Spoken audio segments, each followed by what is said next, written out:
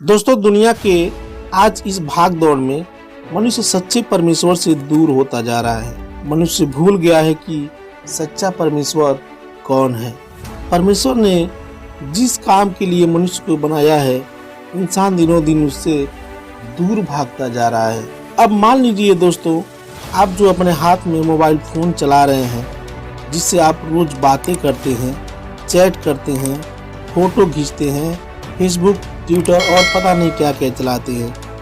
मान लीजिए ये आपका मोबाइल फोन अगर काम करना बंद कर दे, इसे आप करने को कुछ और कह रहे हैं लेकिन कर कुछ और रहा है, तो ऐसे में क्या करेंगे? आप इसे ऐसे चलाते रहेंगे या आप किसी कचरे के डब्बे में इसे फेंक देंगे?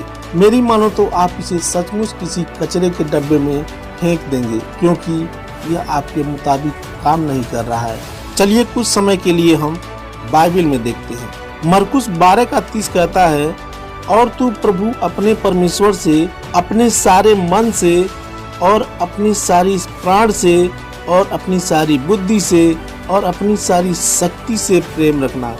और दूसरी यह है, यानी दूसरी आज्ञा यह है, तू अपने पड़ोसी से अपने समान प्रेम रखना। इससे बड़ी आज्ञा और कोई नहीं है। दोस्तों, हम तो अपने पाप में पड़े हुए थे और पाप का सजा होता है अनंत काल का नरक। लेकिन यीशु मसीह आए, हमारे पापों के लिए मारे गए, गाड़े गए और तीसरे दिन जी उठे। इन सारी बातों का ऐतिहासिक सबूत भी है दोस्तों, जिस पर आपको विश्वास करना चाहिए ताकि हम उस अनंत काल के नरक से बच सकें। यूहन्ना 3:16 कहता है, क्योंकि परमेश्वर ने जगत से ऐसा प्रेम रखा कि उसने अपना इकलौता पुत्र दे दिया, ताकि जो कोई उस पर विश्वास करे वह नाश न हो परंतु अनंत काल का जीवन पाए। तो इतना गहरा प्रेम और कौन कर सकता है दोस्तों? मनुष्य तो नहीं कर सकता। यह खुद परमेश्वर ने सिद्ध करके दिखाया है, ताकि हम आपस में वैसे ही प्रेम कर सकें जैसा यीशु मसीह ने हमसे किया। दोस्तों, प्यार का मतलब वह नहीं होता है जो हीरो हीरोइन फिल्मों में करते हैं, या प्रेमी प्रेमिका एक दूसरे के लिए अपना जान तक देने को तैयार हो जाते हैं। मान लीजिए आप किसी लड़की से प्यार करते हैं और उसके लिए अपनी जान भी देने को तैयार हैं, लेकिन उसी के मोहल्ले में और भी बहुत सारी लड़कियां हैं। आप उनसे कितना प्यार करते हैं? अगर आपका प्रेम सच्चा है, पवित्र है, तो वो तो सबके लिए समान प्रेम होना चाहिए। सच्चा प्यार कभी गोरे और काले का भेद नहीं करता। सच्चा प्यार आप जितना अपनी पत्नी से करते हैं, दूसरों के भी पत्नी से करना चाहिए। अब दूसरों की पत्नी का मतलब ये नहीं है दोस्तों कि आप उसको गलत निगाह से देखें। नहीं, मेरा मतलब है कि प्रेम पवित्र होना चाहिए, प्रेम सच्चा होना चाहिए। वैसे ही हम सभी लोग परमेश्वर के बच्चे हैं। परमेश्वर यह नहीं देखता कि मेरे लिए यह बड़ा है और यह छोटा है। परमेश्वर किसी के साथ पक्षपात नहीं करता, वह तो सबको समान प्रेम करता है। तभी तो वह सच्चा परमेश्वर है। यीशु मसीह ने हमें सच्चे प्यार का मतलब बता दिया। बाइबल में यीशु मसीह कहते हैं, जैसे मैंने तुमसे प्रेम किया है उसी तरीके से तुम्हें भी एक दूसरे से ऐसे ही प्रेम करना चाहिए। फर्स्ट यूहन्ना 4:16 कहता है, और जो प्रेम परमेश्वर हमसे रखता है उसको हम जान गए और हमें उस पर विश्वास है। परमेश्वर प्रेम है। जो प्रेम में बना रहता है वह परमेश्वर में बना रहता है और परमेश्वर उसमें बना रहता है। दोस्तों, हमें ये नहीं सोचना चाहिए कि वह हिंदू है, वह मुसलमान है, वह चमार है, वह ब्राह्मण है।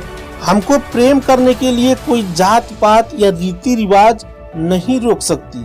हमें तो सारी मानव जात से प्रेम करना चाहिए। यही तो प्रेम की सच्चाई है।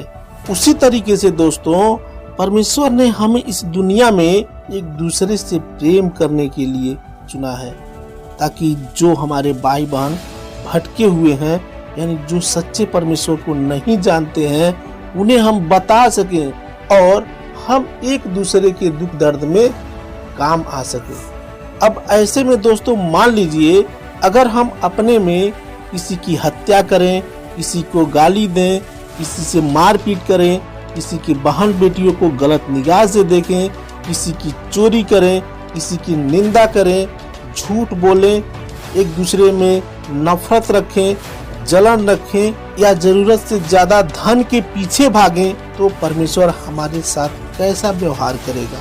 मैं ये नहीं जानता कि आप किस परमेश्वर को मानते हैं, लेकिन हमारा परमेश्वर यानी यीशु मसीह वह खुद एक पवित्र है और अपने बच्चों को भी पवित्र बनाना सिखाता है। दोस्तों, इस बात को आप हल्के में ना लेना। दुनिया के 95% लोग वही कर रहे हैं जो परमेश्वर नहीं चाहता है। लोग आज धन दौलत को ही अपना परमेश्वर मान बैठे हैं। लेकिन दोस्तों, अब ये सोचिए कि अगर वह धन दौलत सचमुच परमेश्वर होता तो मरने के बाद सब लोग इसे छोड़कर चले क्यों जाते हैं। लोग इसी धन दौलत के लिए जीवन भर झूठ बोलते हैं, चोरी करते हैं, लेकिन यह धन दौलत कितने समय तक उनके साथ रहेगा। आप यह मत भूलिए दोस्तों, परमेश्वर के सामने आपको केवल अकेले खड़ा होकर आपके कर्मों का जवाब देना पड़ेगा।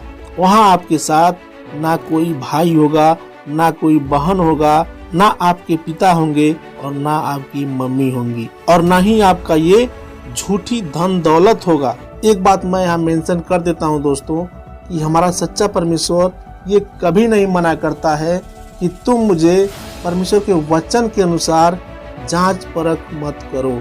हमारा परमेश्वर हमेशा ये चाहता है कि मेरे बच्चों, तुम सबसे पहले परमेश्वर के वचन के अनुसार मुझे टेस्ट करो कि मैं सत्य में हूँ कि नहीं हूँ, तब तुम मुझ पर विश्वास करो। इससे क्या होता है दोस्तों, अगर हम किसी भी चीज को जांचते हैं, परखते हैं, तब उसको मानते हैं, तो हमारा विश्वास उस चीज पर और गहरा हो जाता है, हमारा विश्वास और बढ़ जाता है।